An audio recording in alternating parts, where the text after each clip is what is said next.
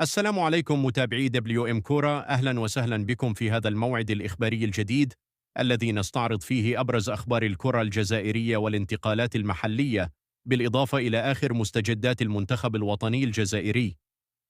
نبدأ مع المنتخب الوطني الجزائري.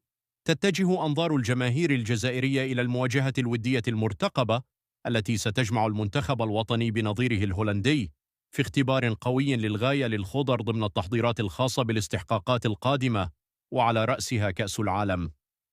وتعتبر هذه المباراة فرصة مهمة للناخب الوطني من أجل الوقوف على جاهزية اللاعبين واختبار بعض الأسماء الجديدة أمام منتخب أوروبي كبير يملك تاريخا عريقا وأسماء مميزة في مختلف الخطوط. الجماهير الجزائرية تنتظر هذه المباراة بشغف كبير لمعرفة مدى تطور المنتخب الوطني وقدرته على مجاراة المنتخبات العالمية قبل الدخول في المنافسات الرسمية.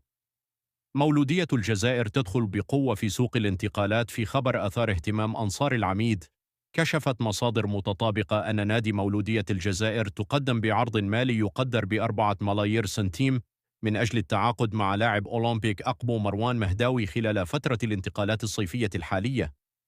إدارة المولودية تسعى لتدعيم صفوف الفريق بعناصر شابة ومميزة تحضيرا للموسم الجديد، ويبدو أن مهداوي أصبح من بين أبرز الأهداف المطروحة على طاولة المسؤولين. اللاعب قدم مستويات جيدة مع فريقه خلال الموسم الماضي، ما جعله محل متابعة من عدة أندية، لكن عرض مولودية الجزائر قد يكون الأقوى حتى الآن. ويبقى السؤال المطروح: هل ستنجح إدارة العميد في حسم الصفقة خلال الأيام المقبلة، أم أن المنافسة ستشتعل أكثر على خدمات اللاعب؟ محمد علي بن حمودة يواصل التألق. ننتقل الآن إلى شباب بلوزداد، حيث يواصل المهاجم التونسي محمد علي بن حمودة تقديم مستويات رائعة منذ انضمامه إلى الفريق. بن حمودة رفع رصيده إلى 14 هدفا في أول موسم له بألوان شباب بلوزداد، مؤكدا أنه واحد من أنجح الصفقات الهجومية في البطولة الجزائرية خلال الموسم الحالي. المهاجم التونسي نجح في فرض نفسه بسرعة داخل تشكيلة الفريق بفضل حسه التهديفي وتحركاته الذكية داخل منطقة الجزاء، ليساهم بشكل كبير في النتائج الإيجابية التي حققها النادي. وتأمل جماهير الشباب أن يواصل اللاعب بنفس النسق خلال الموسم المقبل، خاصة مع التحديات المحلية والقارية المنتظرة. شكيب عوجان يقترب من مغادرة مولودية وهران. وفي خبر آخر يخص سوق الانتقالات، تشير المعطيات إلى أن اللاعب شكيب عوجان سيغادر نادي مولودية وهران خلال فترة الانتقالات الصيفية الحالية بعد موسم واحد فقط قضاه مع الفريق.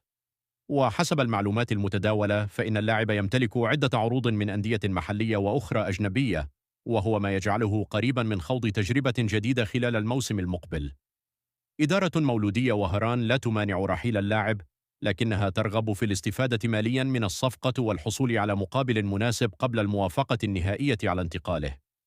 ومن المنتظر أن تتضح الصورة بشكل أكبر خلال الأيام القادمة، خاصة مع اقتراب فتح الميركاتو الصيفي بشكل رسمي. خلاصة الأخبار: المنتخب الجزائري يستعد لمواجهة ودية قوية أمام هولندا. مولودية الجزائر تعرض 4 ملايير سنتيم للتعاقد مع مروان مهداوي. محمد علي بن حمودة يصل إلى 14 هدفا في أول موسم له مع شباب بلوزداد. شكيب عوجان يقترب من مغادرة مولودية وهران وسط اهتمام عدة أندية بخدماته. إلى هنا نصل إلى ختام موجزنا الإخباري لهذا اليوم. لا تنسوا دعم قناة دبليو ام كورة بالإعجاب بالفيديو والاشتراك في القناة وتفعيل جرس التنبيهات ليصلكم كل جديد حول المنتخب الوطني الجزائري وأخبار البطولة المحلية. كان معكم دبليو ام كورة، السلام عليكم ورحمة الله وبركاته.